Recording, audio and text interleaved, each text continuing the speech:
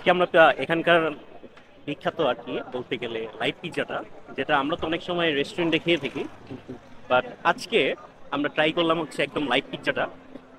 Test বলতে গেলে একদম রেস্টুরেন্ট স্টাইল, মানে খুবই স্বাদ, মানে খারাপ বলার আমি কোনো অপশন খুঁজে পাইনি। তো ওভারঅল পিৎজা ছিল বেস্ট। এই খোলা বাতাসে পিৎজা খাওয়ার মজাটাই অন্যরকম। যারা ট্রাই করছেন তারা অবশ্যই বুঝবেন। আর আজকে আমি প্রথম ট্রাই করে গেলাম এখানকার লাইভ পিৎজা। আর যদি আশেপাশে কেউ থেকে থাকেন বা চেনেন না বা জানেন না, তারা অবশ্যই এসে ট্রাই করে যেতে পারেন এখানকার লাইভ পিৎজাটা।